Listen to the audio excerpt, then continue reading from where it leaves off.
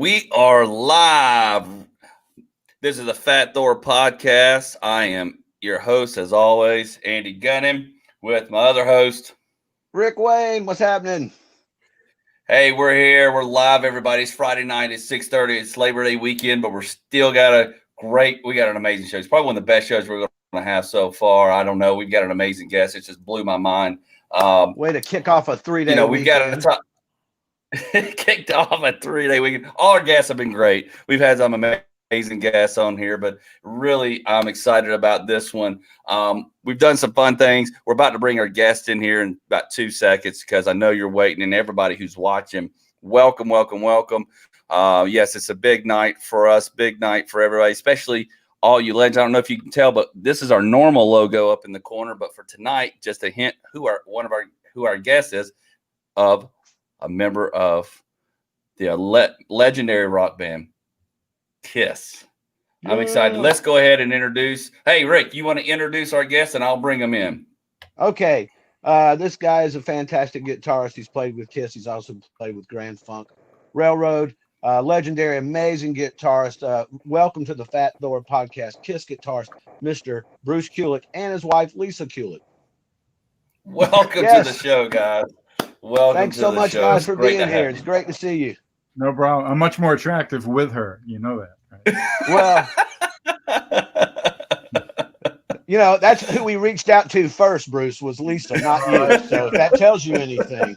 It's pretty smart. And I was actually flattered that Lisa's been so visible lately, unlike a typical year. So I appreciated it, and I took a fascination with the fact that you wanted to include her. So thank you. I know she's excited. That was the great thing about this. How it even got brought up was the fact that you two were doing this during quarantine. And that was a lot of what this show and podcast was about, is what you're doing. And we took a big interest in what you were doing. You could have just been on playing guitar if you wanted to, but you didn't. You brought your beautiful wife, Lisa, to sing a lot of songs and then pull out some really good classic Kiss stuff for the hardcores. Absolutely. And it's been fantastic. So that's what I was really excited about, trying to get you guys to come on and talk about. Well, wonderful. Well, she's a big part of everything I've been doing now that basically my home has become my stage in a sense. And it's always like ground zero office type of thing, but then I'm traveling, right? Sure. Grand Funk has been 20 years, and every weekend we had a gig, and I think I'm home almost 6 months now. Yeah. It's kind of really strange not to have traveled or anything. I do love being at home, and I love spending time with my wife, but all the work stuff now, there's none of the live performing. It's all been from the home. So, and of course I've really relied on Lisa in many ways to help assist me, and I'm able to also share the stage with her in a sense. So it's been really good though. That's what I liked about it, is hearing Kiss songs done. As a huge fan, obviously you can see I'm in my Kiss room. To hear some of the songs that y'all have picked to do, and the just the arrangements of how they were done were so fresh and so interesting as a Kiss fan to hear a different spin on it, and with a female voice, which is obviously incredibly rare. Well, we have a wish list of more. There's one that almost would have been ready for this weekend, but we're waiting on a couple other things. We keep improving what we're sharing. Lately, a lot of my posts is some video stuff too that Lisa's been editing on iMovie, so it'd make it more like a multi-dimensional almost, where you could throw in photos, the video behind me talking, and that's a whole nother element. And regarding the performances we've done, I started to incorporate some backing tracks. So the next one that we're doing is going to have backing tracks. I don't want to give it away, but I also asked one of my dear friends, Zach, who performed on the cruise with me, Zach Throne, the bass player, to do backgrounds. Okay. So now we got to wait for, Lisa suggested, why don't we have him pop into the screen when his parts come in, Right. So knowing that, I have a fantastic Guitar of the Month coming this Sunday that we're going to film when we're done with this interview, and then edit that together. But there's a lot of songs, that list, and they're all going to be really interesting. I think we have a lot of brave new worlds to visit with some Kiss songs. In fact, we're digging back and looking at some stuff that they've maybe only played once, and it was so long ago, and do our take on it. And now that I have a working everything off the elder. What's that? Everything off the elder.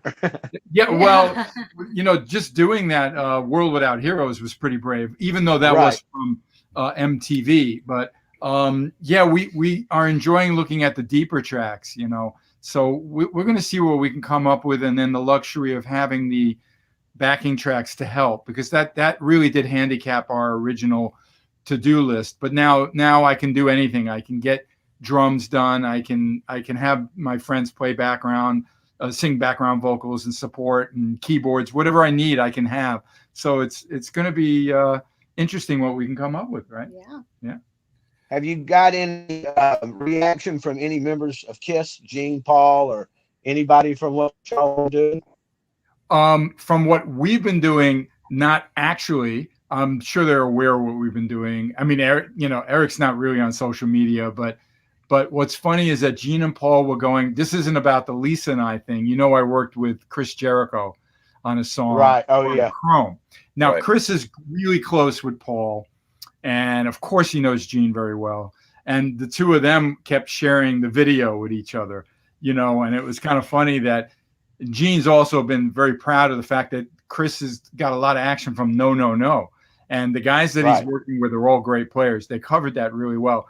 So it was really funny. It was only a couple of weeks ago, right? Mm-hmm. There was this email thread with all of us where Chris shared it with Gene. Gene shares it with me. Of course, I knew that No, No, No was doing well. But he also shares it with Paul. And Paul comes back and says, Heart of Chrome. Also, he's trying to like show Gene that they covered my song too, and right. I'm on that one, So it was really funny to see them, and I just they're aware, I guess, to a certain degree of what I've been doing, but it's not like I'm not expecting a reaction one way or another.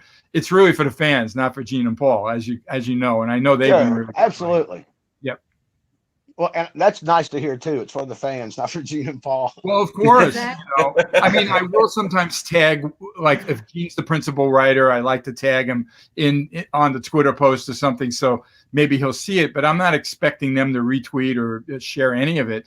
But I know that the Chris Jericho stuff wound up on KISS Online. But that's great. I mean, Chris is a star.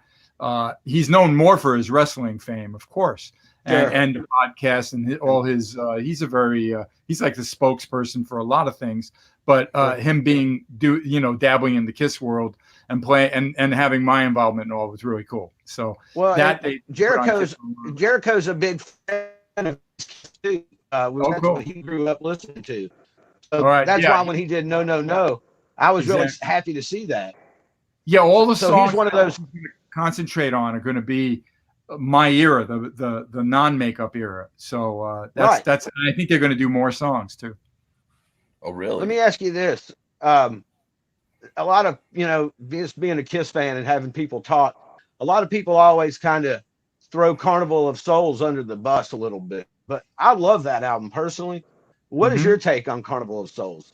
Just, I liked a lot of stuff off of it. Right. Jungle and no, I mean, it was a darker, heavier record, and music was getting very dark then too, and detuned and heavy. And for me, it was easy for me to contribute because I was really focused on coming up with a lot of riffs for them. So that's how I wound up with a lot of co-writes, like 9 on that one. But what was weird about the record, and I talk about it in one of the Twitter Q&As that we recently filmed, because it was a question about how did I feel when all of a sudden they're preparing to do the big reunion tour, and that all came out about 3/4 through us recording the record. So that kind of like changed the dynamic of the intensity of us working on it in a way. But I'm still proud of the record, and I know there's fans that love that heavy side of KISS and love the attitude and the emotion. And there's some people that they just don't get it at all. You know what I mean? Because they're more, maybe they like a poppier version of KISS or whatever. But I have no negative things to say about it. And I was happy that it came out. There was that time when they shelved it for 2 years, and that was scary. I always felt it was kind of like a nice follow-up to Revenge. It still had that real heavy groove to it. But in the sense of the band's history and where they were going, and now they did a complete throwback to makeup original guys doing all the vintage material. Right. You know what I mean? It was just a very odd Sure. thing. Hence the lost sessions, you know. Right, The final session, I'm sorry. You know, The for me, it final was like session. a lost album, but it came out, and you know, Lisa and I talked about maybe doing "I Will Be There."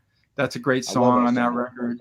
Yeah, I used to cover songs from it with Eric Singer, you know, and with Union. So you know, I've jammed some of that stuff before, and I've been isolated riffs. I did Jungle, and I you know, so I saw that. That was great.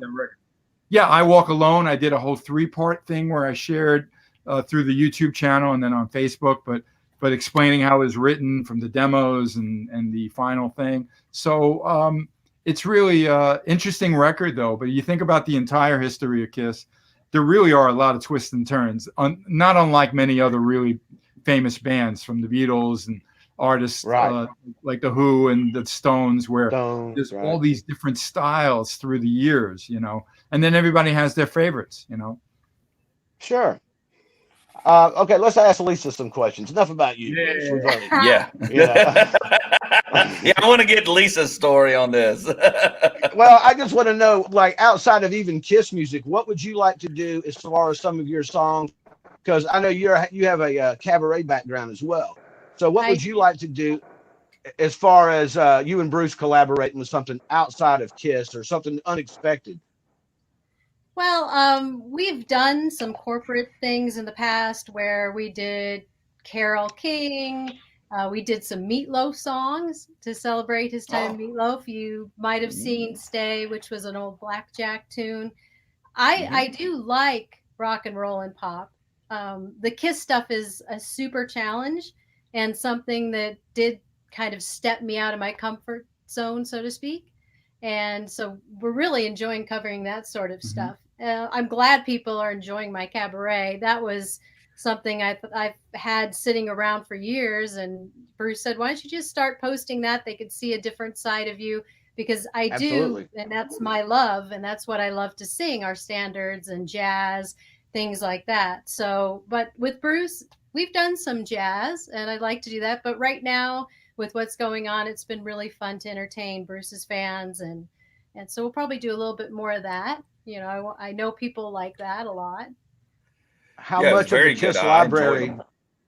How much of the Kiss library did you know or go through, or you know, that you could just randomly throw some stuff out like, "Hey, let's try this," or has Bruce been the one saying, "Actually, hey, I've been learn this"? When we were years ago, I think it was one of the Kiss expos that they had in Indianapolis, and Bruce was trying to figure out what he was going to do for that year. And I said, well, you know, would you consider doing a couple Kiss songs and I would sing them? And at first he was a little nervous about that because he hadn't heard me sing that style of music. So I made a list, a dream list of the songs that I would love to do. And we went through them. We picked what he thought would be the most effective and started there. And so I made a really, really long list. And of course, it makes most sense to do the songs from his era, especially the acoustic type songs from Unplugged, which is pretty easy to do. But now that we've done most of those, we have to step out, and that's where the backing tracks and the background vocals and things like that are coming in. So hopefully we can attempt some more riskier Kiss songs, maybe. Songs that I've always loved that I probably would never have the courage to sing if it hadn't been for doing some of these things we've already done. So there's some gaps. Lisa has some gaps in the Kiss 3 albums, and in a way, so do I. I mean, some of the vintage ones, I only knew the songs that I was asked to perform. I don't know every song. I mean, I know some of the vintage ones better than he does. She does. He'll say one and he'll say, well, what's that one from? And I'll say, oh, you know, that's from Dress to, you know, Kill, or, you know, one of the older albums. So we've been one-upping ourselves. And that list that I told you about earlier that we started to make with a wish list moving forward, it's funny. I'd go like, you know, it wouldn't be bad to do Shandy, for example. I said, and she goes like, Shandy?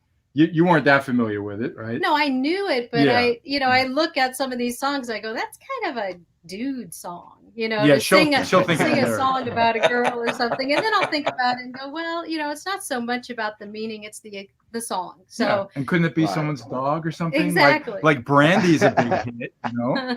We know That's the guy who true. wrote that song. Anyway, but either way, and then she'll challenge me and say like, "I love All Hell's Breaking Loose." I want, you really want to try that? And she goes like, "Yeah, why don't we give it a shot?" You know, so you know the list is pretty interesting, and we'll see what happens. You know, it's fun.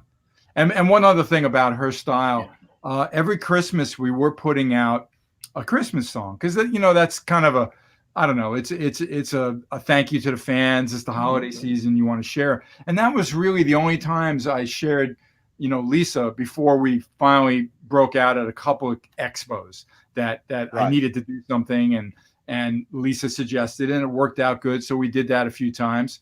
But the Christmas songs were always our take on a standard, you know, kind of Christmas tune. And Sure. I enjoy jazz kind of stuff. I can imitate it a little bit. So we did our arrangements. But there was one other song, and it's actually on iTunes and all the digital thing for our wedding. She wanted this song to be part of the wedding ceremony. I Dreamed of You. yeah, Right? well, it was a song that he had written that didn't quite make. No. the cut. I'm talking about Barbara Streisand's. Oh, you're talking about that one. Okay. I Dreamed of You. Yeah, that's right. Yeah. And that she sings like that's nothing to do with Kiss or pop rock or alternative rock. And we did our Right. first dance to that. I'm playing jazz guitar and it's real simple. And we put that out, but it's under just your name That's we right, weren't because we weren't married yet. You know. Oh, and then we did do oh. another song that's out there under Lisa Lane Kulick featuring Right. Bruce. And Gotcha. that's that one's If I Could Show You, right? And we're fantasizing finally finishing the video for that because we've had footage that we always thought could make a video, and you know, she's gonna try to put it together One day. Yeah, one day. I think sooner than later, though, because we do have the capabilities now. You know. Well, even though you've been doing Kiss songs, you ever thought about doing the Grand Funk library too? Oh, that's a good, yeah. There's some Grand Funk songs that are great. What do you think of that? Yeah. Nate? You'd be good at Some Kind of Wonderful. Oh, yeah. That would be awesome. Yeah, whatever, you know, again, we only had that one corporate where we got a chance to just pick and choose. It was a hybrid gig.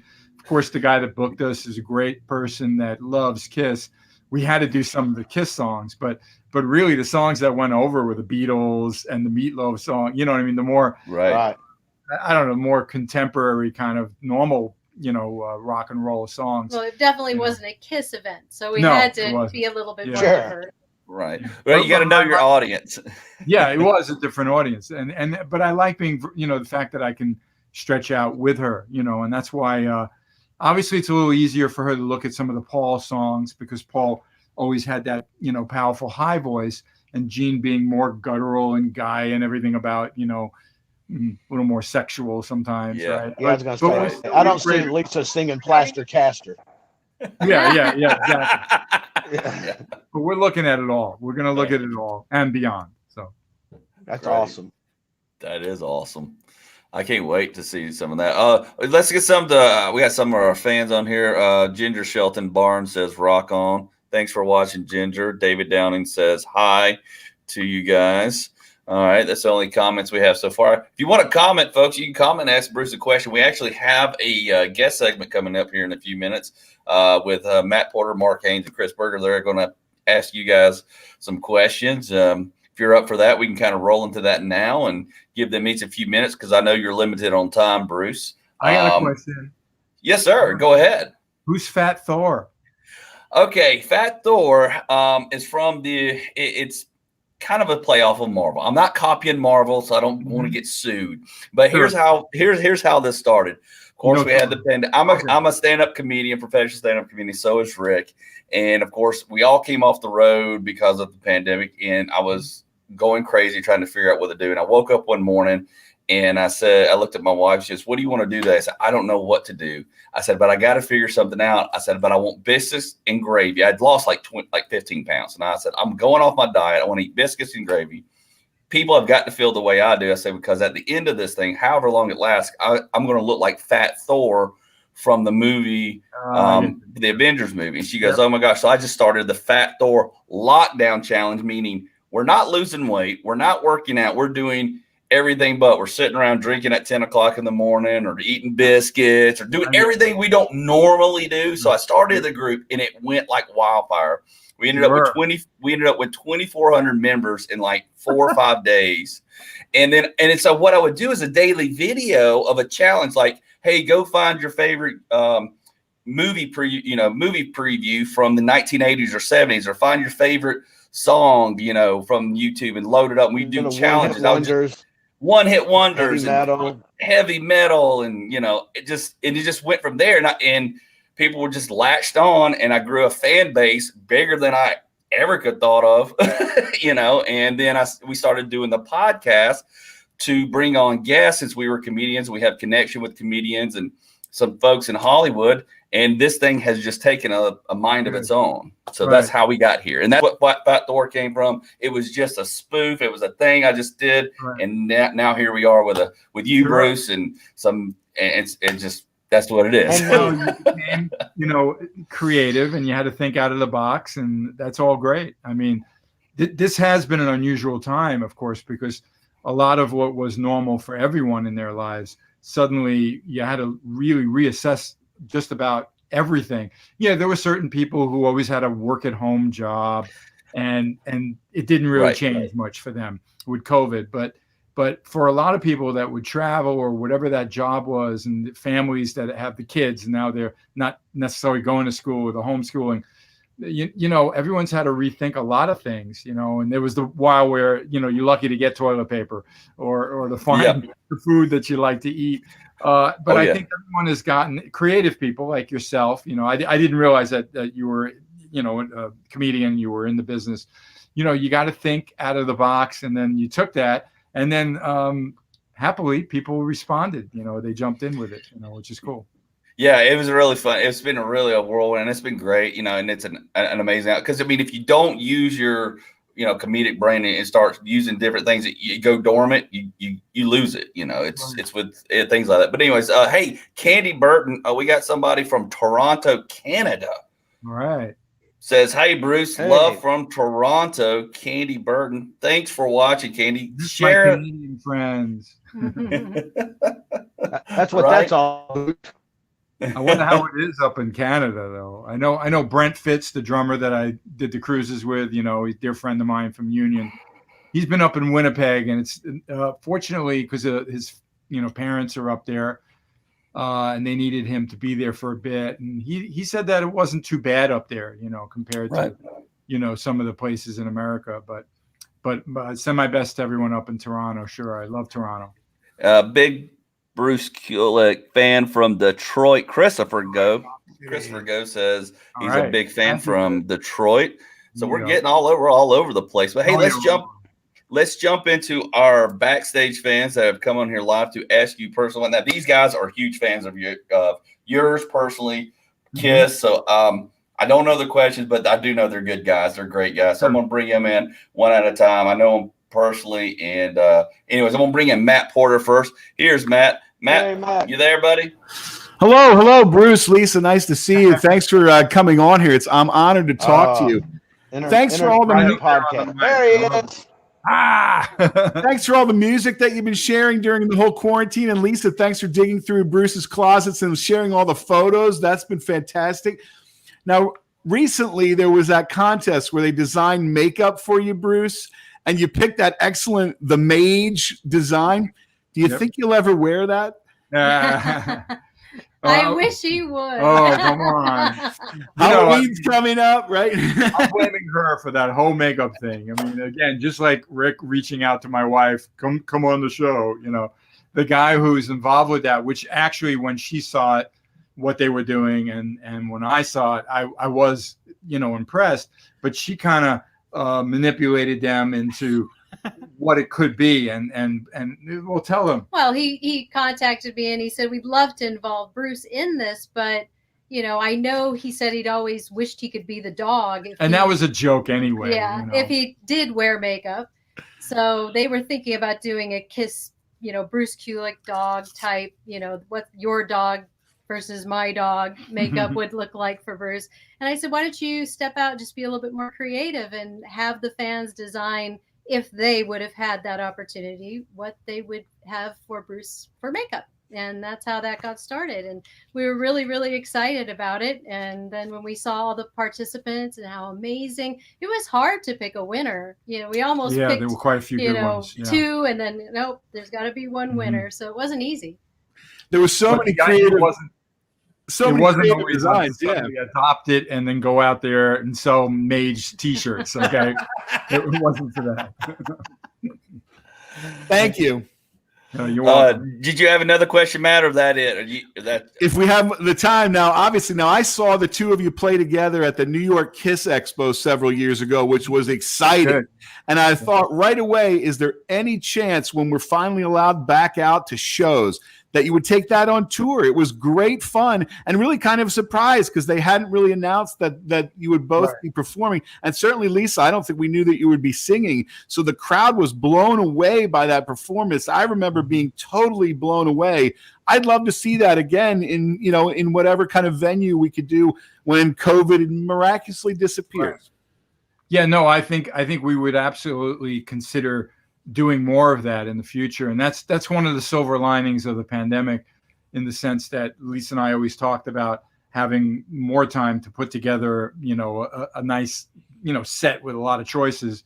And now without me having to have the opportunity to travel and do the gigs, I'm more time at home. So there's more time for us to do that. And that repertoire, as you call it, is growing. So, we'd love to do that. And I don't think, you're lucky that event even came off with the entertainment. Let me tell you, it was very stressful. The PA that day, yeah. He didn't know what he was doing. He didn't make a deal properly with the PA people. And then finally they show up with some stuff, and it was terrible. But the fact that he didn't even mention that I'd be performing with my wife, whatever. You're lucky you saw anything at all. But I was really, there's good YouTube stuff. Some fans did capture that. It's out there on the internet, and there was some really good performances that we even kind of referenced before. So you did catch a good show, Matt. Thanks. Yes, absolutely. And thank you, because that was one of those moments where I had no idea how it was going to go over. Sure. We had done it for some quieter expos, but here we're in New York. Yeah. That's a big deal. That's ground zero for Kiss fans. And I got up there and I said, I'm just going to do my best and have fun. And I think it was, it was Who Wants to Be Lonely. And we did Who Wants to Be Lonely and started the song out in the acoustic way. And when you see that YouTube video, you realize that everybody in the audience wasn't quite sure what song we were doing. And then when they realized it, and then the cheers, I'm surprised I finished the song. I was so emotional because that's one of the songs, that's one of my favorite songs. And I really wanted to do that. And it was one of those that was like, all right, we'll do it. That was kind of up for, can we pull that one off or not? So to hear those cheers that day, and then I just knew this is something really, really fun. I really enjoy this. You're absolutely right. I remember the crowd just popping at those songs, and it was exciting to be there. Yeah, thank you. Thanks a lot. Thanks, Matt. All right, hang around, Matt. We're going to bring you back towards the end. Let's get on to our next guest fan. It is Mark Haynes. Mark, what's going on? Oh man, it is such an honor to talk to you, Bruce. I mean, I'm such a huge Kiss fan. Cool.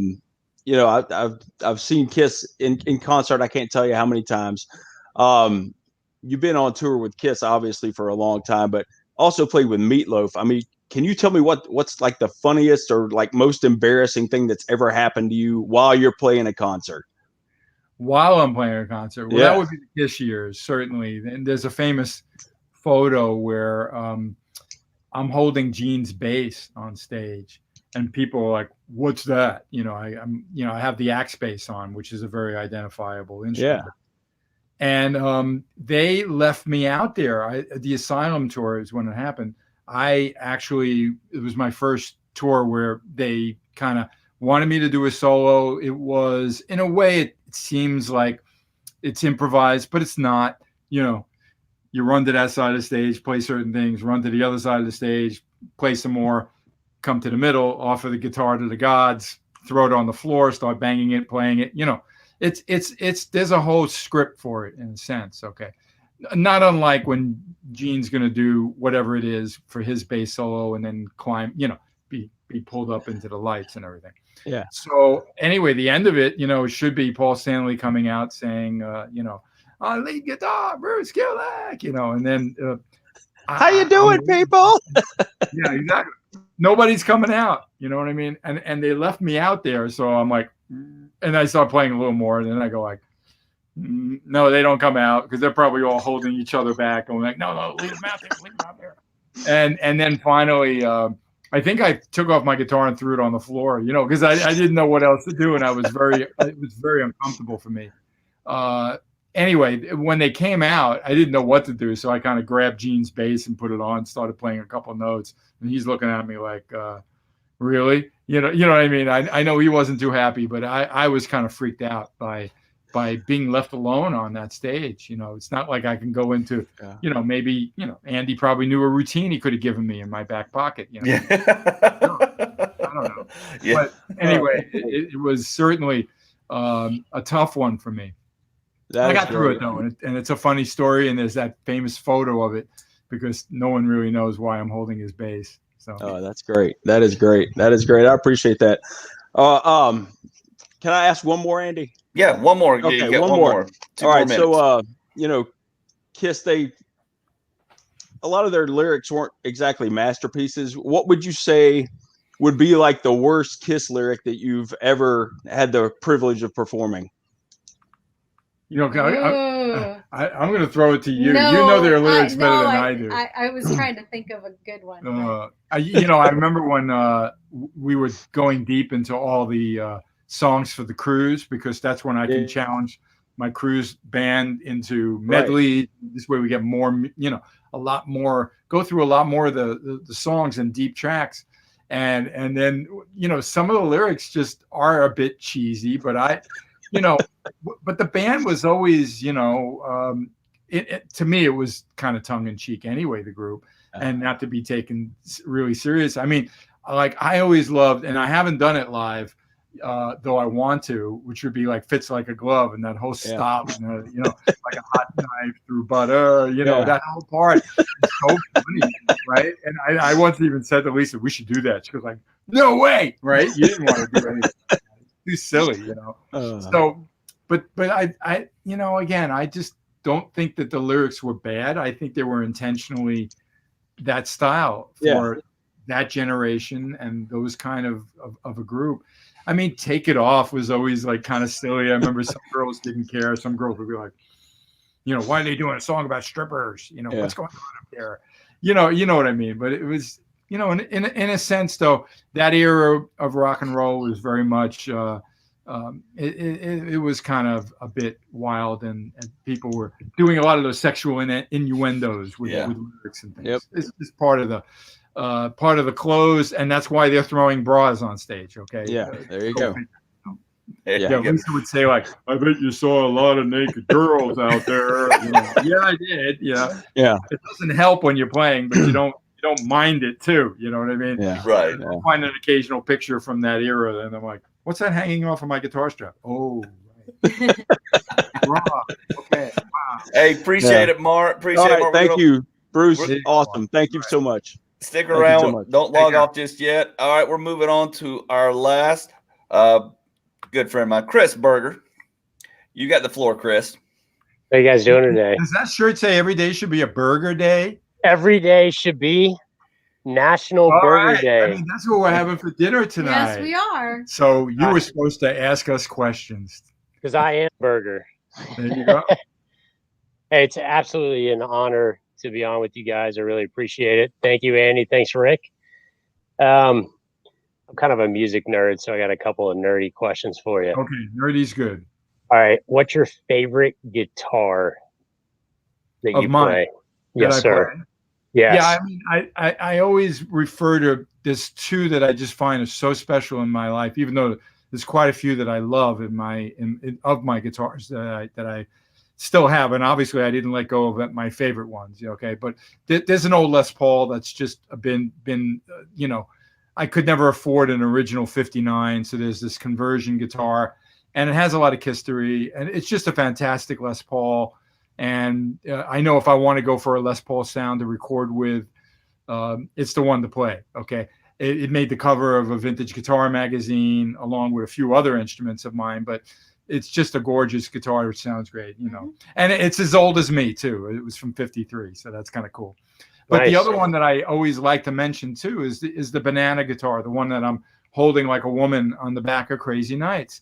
And that guitar, I mean, anytime I've pulled it out to revisit it and play it and do some recording with it or something, it just blows me away. And that's why it made it on a lot of the Kiss stuff, from Crazy Nights to Hot in the Shade to Revenge, you know, and Hot, you know, it's just a great sound, really, really terrific. But I wouldn't take it on tour, of course, you know, because Of course not.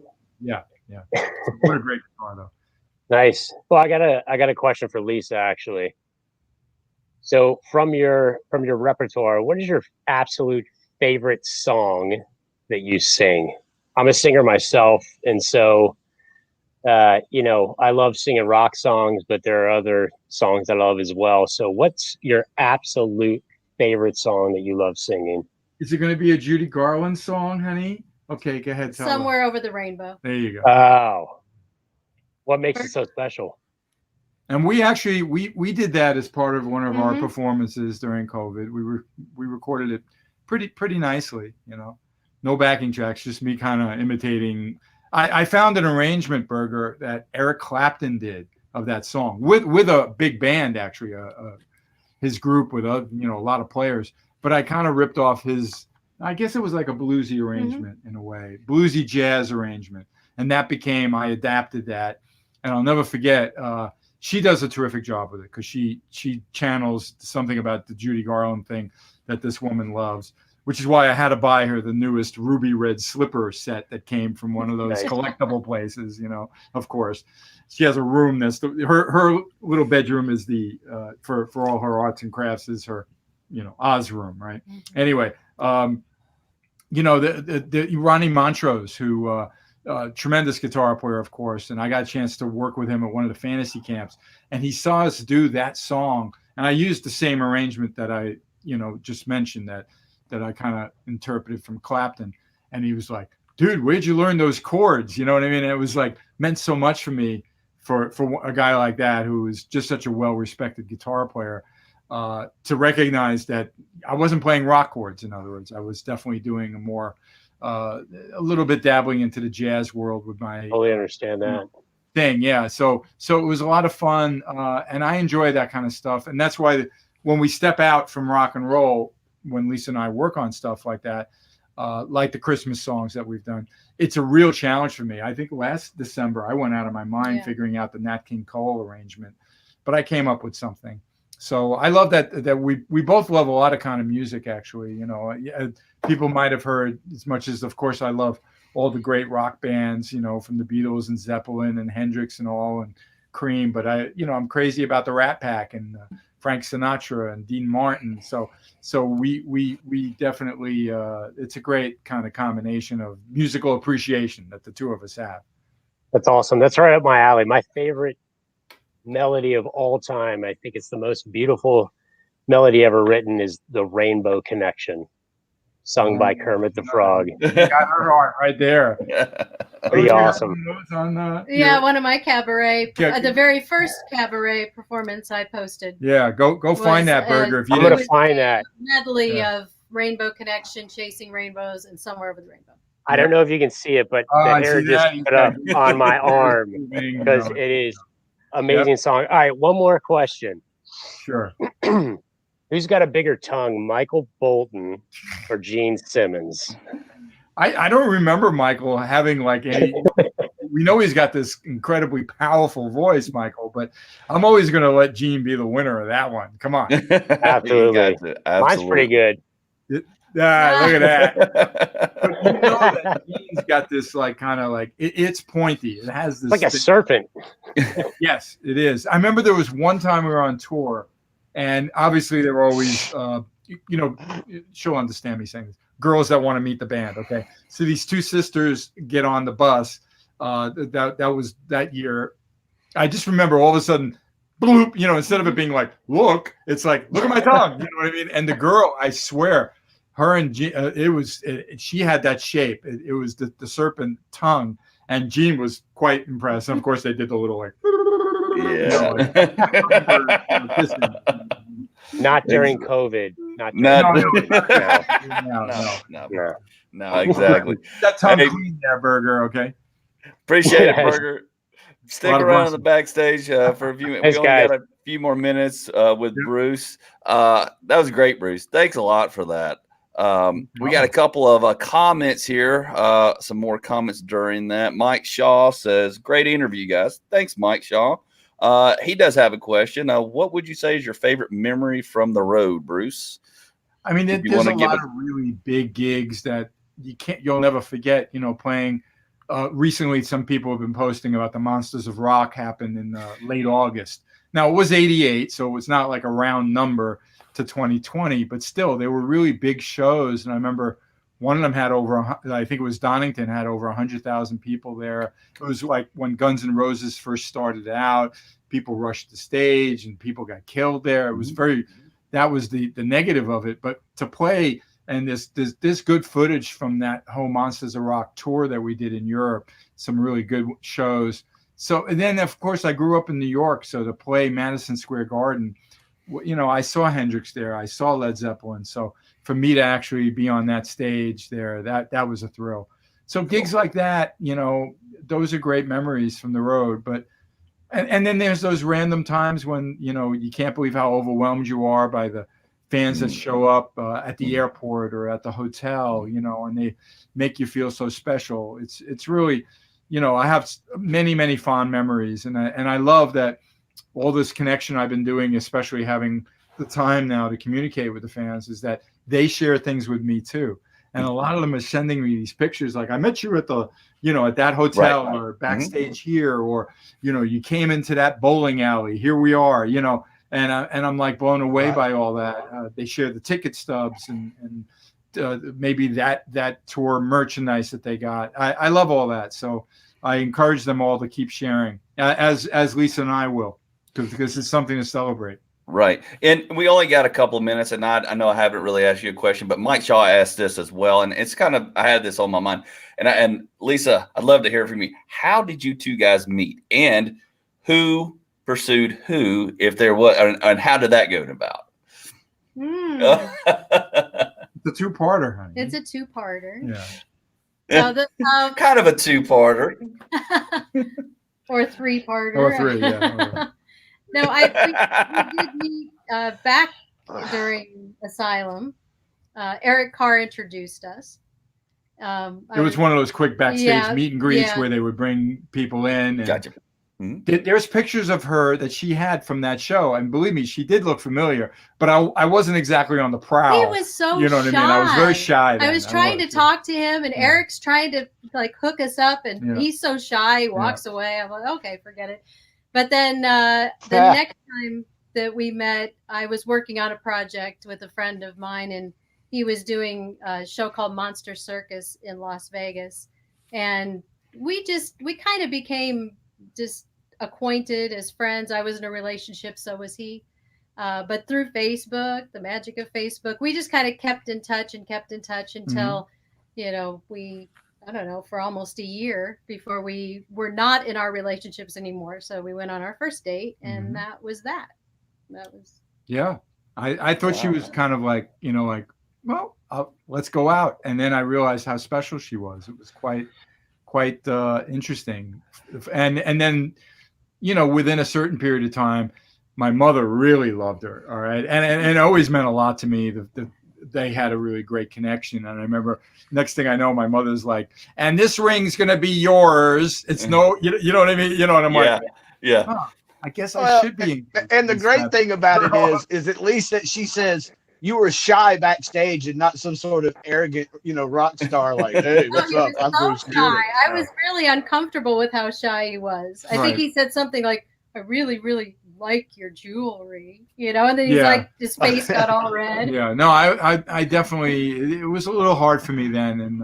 And of course, they're all very engaging, because you're with Kiss, you know what I'm saying? And right. It was kind of new for me, even though, I played in other groups, but I wasn't a featured member, in a band like that.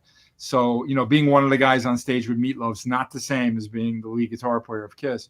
So it was a lot to adjust to, but I'm glad that we kept in touch. And then when we met, we both realized that we found the right person, and here we are. It's kind of good when you're kind of in a lockdown kind of world, right. to be comfortable with your significant other.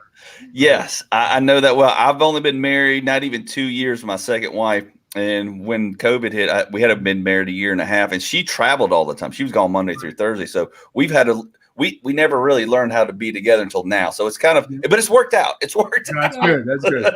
Otherwise, you might have some bruises on your face.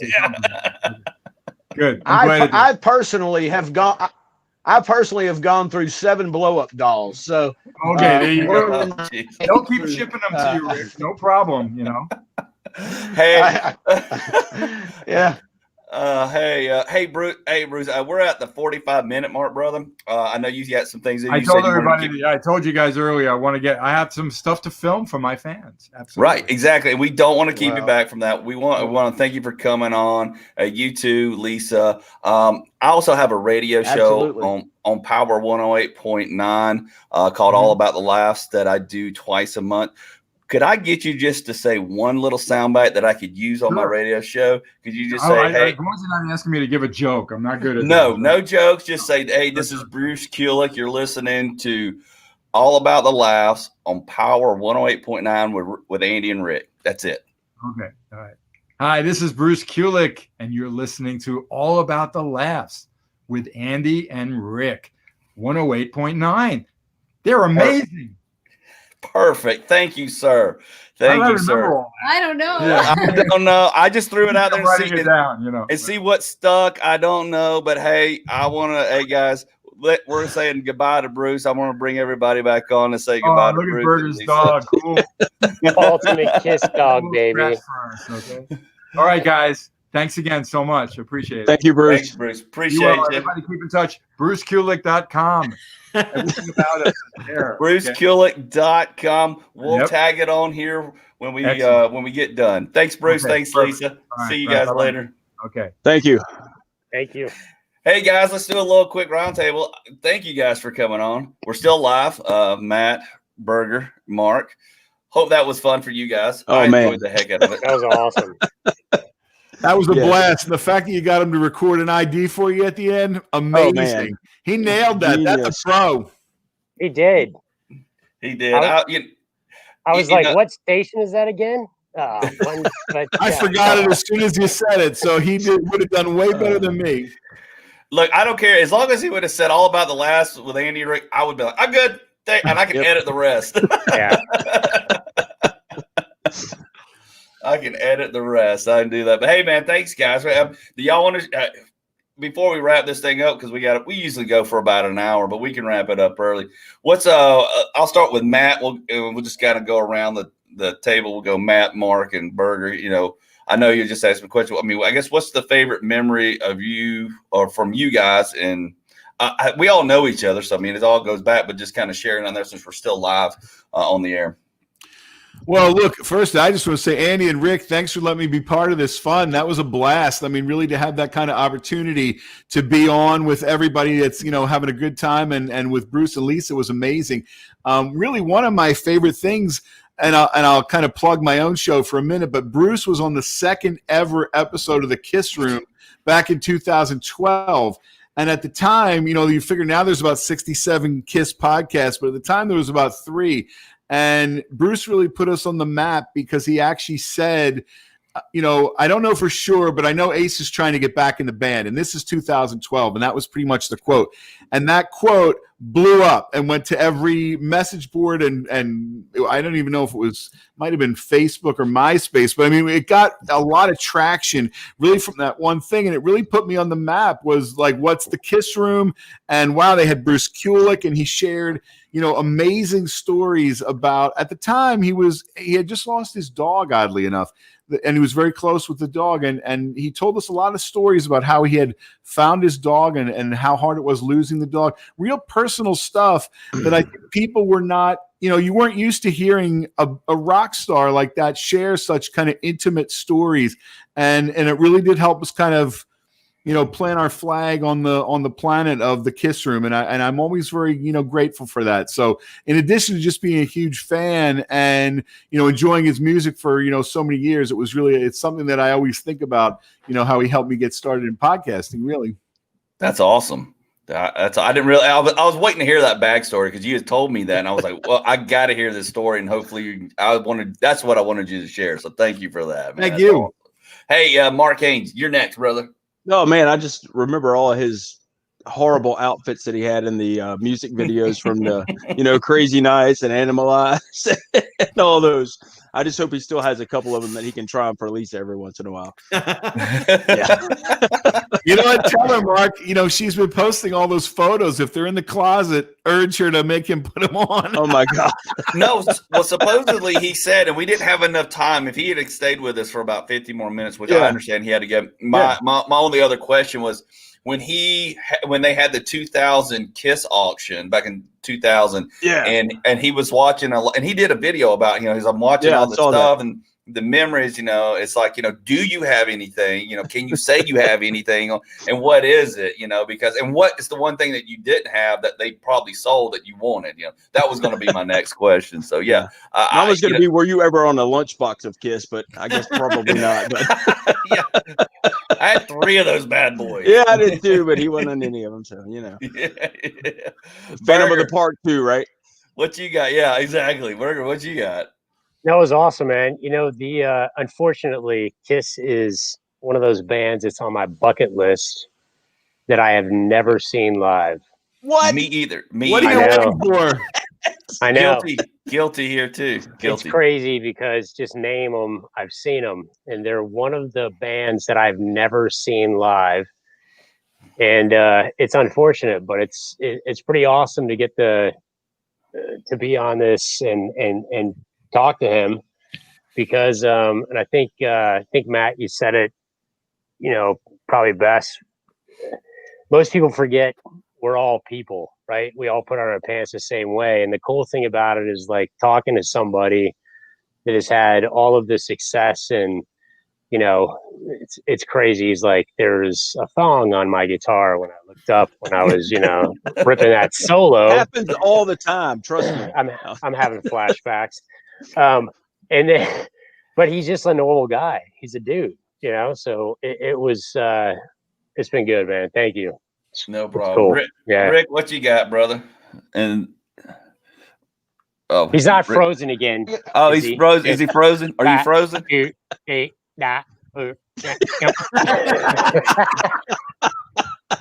Even on too many Zoom calls, Burger. Man, last week was like beat doot da. All right, Rick, I'm gonna be quiet now. I'm used to this. You should go to the Power 108 show. Even worse. I was going to say, ouch. Yeah. I guess my favorite Bruce memory was when I saw the Animalize tour, and nobody knew at the time that Mark St. was or was not on the tour. It was kind of just, you didn't know. And then Bruce comes out, and I was like, oh, I know who he is. His brother played on Paul Stanley's album, so that's cool. Mm-hmm. So I knew there was a connection with the Kulicks, and then how Bruce got the job. And I kind of felt like he would probably just remain in Kiss if they don't bring Mark St. John back, due to his connection with his brother Bob. Yeah. Right. You're right. Yeah. I guess mine is I remember this had to be 78 or 79. I was probably 4 years old or something. And I remember watching Kiss come on. I'm trying to remember what show my parents, it was a special. It was a special that came on, and it was like right around the Dukes of Hazzard coming on that night. And I watched them, and I'm like, what is this? And I'm like, I'm sitting there ready for, cars jumping and everything. And I'm like, what in the heck is this scary crap? It's like, but I was like enthralled with it, drawn to it. And I was like, this is amazing. My parents were like, you can't watch this. And I'm like, I watched it. And then, I fell in love with Kiss at that point. That specific. What's that, Chris? Satan. My parents were like, this is satanic. You may not watch this. And then flash forward, we get into the 80s around when Ace is leaving, Bruce is coming in. I'm like falling back, I'm still a fan of this. And I'm like, okay, Ace leaving, I'm done, and then Bruce steps in, and then I'm like, okay, I'm back into it. And my parents are like, no, kids in Satan's army. You're not what? I'm like, oh, damn it. Kids in Satan's service. I still Knights in Satan's service. Yeah, Satan's service. Knights in Satan's service. That's it. Knights in Satan's service. I'm like, damn it. Kids in Satan's army. That's the Mexican version. Kisa. Kisa. Yeah, Kisa. Yeah. I messed that one up. At least Bruce wasn't on here to hear me mess that up. Hey, we're going to wrap the show up, guys. We'll send him the video. I'll send him that sound bite. But here. I've never seen you live, and I don't know how to say kids in Satan's service. Yeah, kids in Satan's service. Yeah, exactly. I don't. No, it would be great though. Even if when I asked them if they were to tour, I would love it if they would take that act on the road. I mean, the stuff that Bruce did on the cruise and the stuff that Lisa and Bruce did live, that'd be a hell of a fun night. So, I mean, even when Kiss wraps it up, I think we have that to look forward to. Things like that could be a lot of fun. And even as, maybe the Kiss end of the road appears to be a cul-de-sac that'll keep going around forever. But, I think it'd be great fun. And the same way Gene did his solo tours, why not? Right. Yeah. No, I mean, it would be a huge draw. I'd go see it. I'd go see that for sure. Bruce Kulick and Lisa Kulick could open for Gene's tour. See, you could put it together. That'd be a blast. That would be hilarious. That would be awesome, man. That would be awesome. Well, guys, I think we're going to wrap the show up. Rick, great job putting this together. I got to commend Rick, because Bruce sat down. Absolutely. And funny thing, before Rick got in here, before you guys and Bruce jumped in, I want to check his mic. Me and him were talking for like a quick 2 minutes, and he just looked at it and he goes, now, how did I get on here? I go, well, you can thank Rick and you can thank Lisa.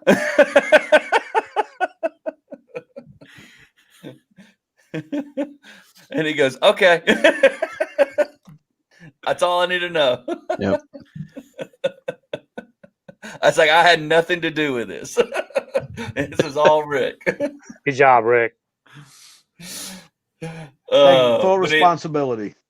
Take full responsibility, exactly. Yep. Well, I think we're going to wrap it up. We're at 58 minutes. Let's shut it down. Let's get to a Labor Day weekend. Appreciate you, Matt. Appreciate you, Mark, Chris, Rick. Any last words before we sign off in about 30 seconds? Just thanks for the invite, man. That was unreal. That was unreal. No problem. Every day should be International Burger Day. Stay safe, everybody.